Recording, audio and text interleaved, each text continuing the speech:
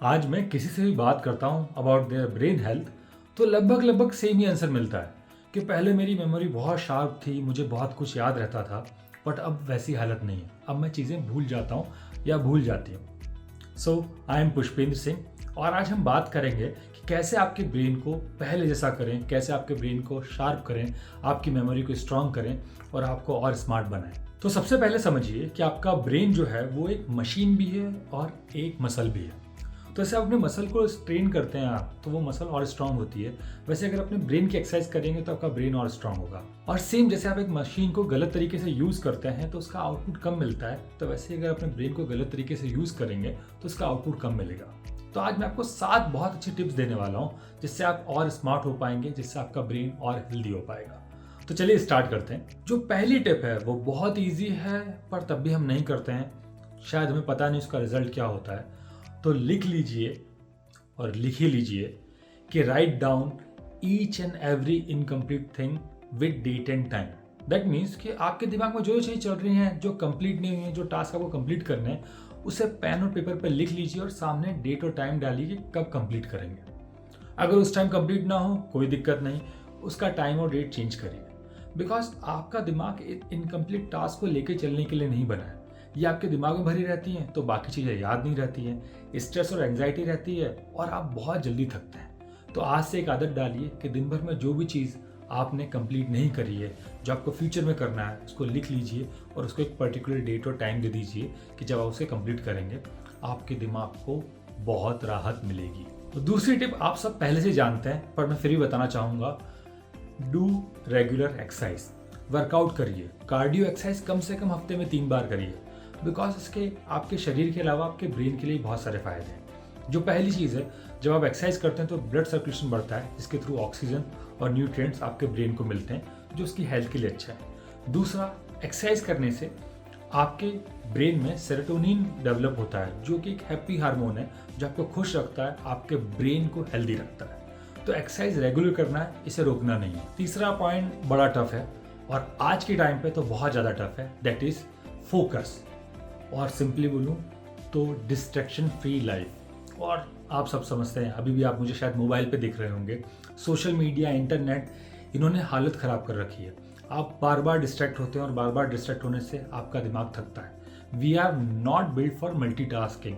और जब ये हॉपिंग करते हैं एक जगह से दूसरी जगह, उसमें बहुत सारा डोपामिन रिलीज होता है जो आपके ब्रेन को at the end of the day बहुत ज़्यादा थका देता है, जिससे आप कहीं ना कहीं बड़े अच्छे या बहुत डीप वर्क नहीं कर पाते हैं, पढ़ नहीं पाते हैं, जो इंपॉर्टेंट टास्क है वो नहीं कर पाते हैं।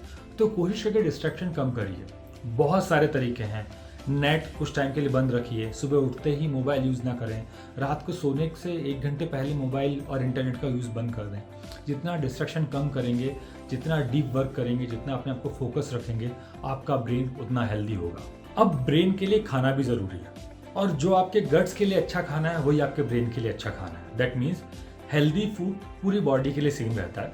मैं कुछ ज़्यादा तो नहीं बताऊंगा, पर फिर भी एंटीऑक्सीडेंट, ग्रीन वेजिटेबल्स, ओमेगा 3, जिन चीज़ों में ज़्यादा मिले उन्हें लीजिए। Green vegetable for fibres. और आप नट्स ले सकते हैं, आप फ्रूट्स ले सकते हैं, आप कुछ भी ऐसा चीज़ लीजिए जो आपके पेट के लिए ठीक है, जो होल ग्रेन हैं उनको आप यूज़ करिए। ये सारी चीज़ें आपके ब्रेन के लिए अच्छी हैं। स्पेशली एंटीऑक्सीडेंट जो कि आपके नट्स में, वॉलनट में, बेरीज में बहुत मिलते हैं, इनको ज़्यादा से ज़्यादा मात्रा में लीजिए सो दैट आपका ब्रेन हेल्दी रहे। बिकॉज अच्छा खिलाएंगे तो ब्रेन अपने आप अच्छा रहेगा। एक और बहुत सिंपल सा और बहुत ईजी तरीका है, दैट इज़ स्टे काम। देखिए, सिचुएशंस हर टाइम चेंज होती रहती हैं। कभी आपको गुस्सा आता है, कभी ऐसी चीज़ होती है आप पैनिक करते हैं, पर ये सब आपके ब्रेन पे कहीं ना कहीं गलत असर डालते हैं। तो जितना अपने आप को काम रखेंगे, बिकॉज सिचुएशन आई है और चली जाएगी, पर अगर आप काम रहेंगे तो सिचुएशन आप इजीली हैंडल करेंगे और उसका इम्पैक्ट ब्रेन पे बहुत अच्छा पड़ेगा और ब्रेन आगे के लिए रेडी रहेगा। ये सब चीज़ें आपके एंग्जाइटी, स्ट्रेस भी कम करती हैं। ये सारी चीज़ें आपके ब्रेन की मेमोरी बढ़ाती हैं। तो कोशिश करिए रिएक्ट ना करें, रिस्पॉन्ड करें, अपने ब्रेन को शांत रखें। जो अगली टिप है वो काफ़ी अच्छी टिप है, not only for improving your brain but improving your knowledge, लेकिन थोड़ा टफ पड़ता है, एंड दैट इज़ रीडिंग। और रीडिंग से मेरा मतलब बिल्कुल भी नहीं है कि वो न्यूज़पेपर का एक आर्टिकल पढ़ लिया या सोशल मीडिया की 2 पोस्ट पढ़ ली या व्हाट्सएप का कोई कंटेंट पढ़ लिया। ये सब शैलो रीडिंग है, ये आपकी एंग्जाइटी और स्ट्रेस बढ़ाएंगे। कोशिश करिए कि एक बुक उठाइए, एक अच्छी बुक उठाइए, उसको पढ़ना स्टार्ट करिए। क्योंकि जब भी आप बुक उठा के पढ़ना स्टार्ट करते हैं ना, तो स्ट्रेस एंग्जाइटी कम होती है, मेमोरी बढ़ती है, फोकस बढ़ता है। Book reading is like meditation. अब आप मुझसे बोलेंगे कि हो सकता है हम बुक सुन लें। बिल्कुल आप सुन सकते हैं, वो भी आपको नॉलेज देगी। लेकिन जब आप बुक पढ़ते हैं तो पूरी पूरी एक्सरसाइज होती है, और हम सब एक्सरसाइज से डरते हैं। और सेम चीज़ आपके बुक पढ़ने में भी होगा। जब आप बुक पढ़ेंगे तो माइंड कोशिश करेगा, आपको नींद आए, आप बोर हो और आप उससे हट जाए। पर ये शुरुआती दौर है। एक बार आपने हैबिट डाल ली और आपने बुक पढ़ना शुरू कर दिया, तो उसके रिजल्ट बहुत अलग होंगे, बहुत अच्छे होंगे, either in term of brain, knowledge और एनीथिंग। तो स्टार्ट रीडिंग। और सातों में सबसे इंपॉर्टेंट टिप है, अगर इसको भी यूज़ करने लगे तो बहुत अच्छे रिजल्ट मिलेंगे। लास्ट टिप बहुत सिंपल है, लेकिन शायद हम इसको यूज़ करना भूल गए। That is getting help. लोगों से मदद मांगना सीखिए, लोगों से पूछिए अगर आप प्रॉब्लम में, बिकॉज हर चीज़ आप नहीं जानते। और you are not in 4th और 5th क्लास कि किसी से कुछ पूछ लिया तो चीटिंग हुई।